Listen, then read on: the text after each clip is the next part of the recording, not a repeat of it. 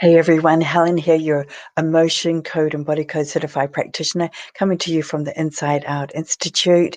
We are talking all about healing from emotional trauma this week, and today's session is a good one.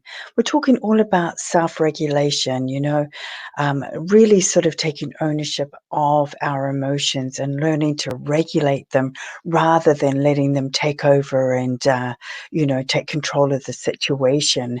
And that's not saying that you're not entitled to have your emotions. Of course you are.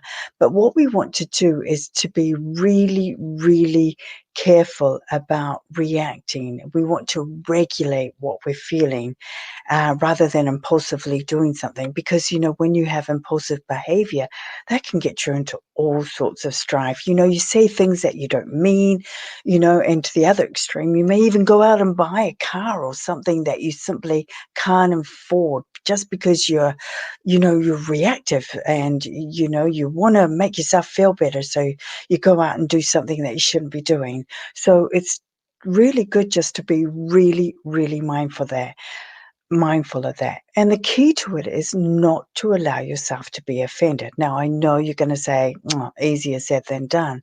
Yeah, it certainly is.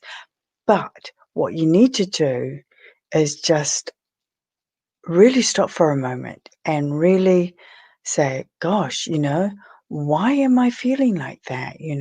Because when you're being offended, what happens is that, that automatically puts you in a negative state of mind and it stops you completely in your tracks. What happens is that you're unable to unable to focus on what you were doing. You lose complete track of it, and, you start focusing on the other person, what they're thinking of you, what caused them to do that, instead what you need to do is just go, jeepers, why am I feeling like that, and what is causing me to feel that anger or that resentment or that bitterness or, jealousy, whatever it is. It really look deep inside and, sort of just ask yourself, what is triggering that?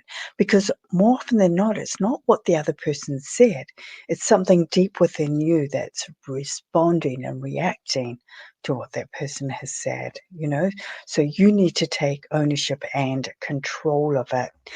And a good way to do that is, you can do that breathing technique that we talked about in, the earlier videos, where you breathe in for 4, you hold it for 8, and you breathe out for 7.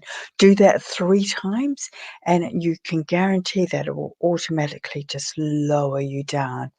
The other thing you can do if you've got 5 or 10 minutes is just put your, earbuds in and listen to some calming music, whatever it is that calms you.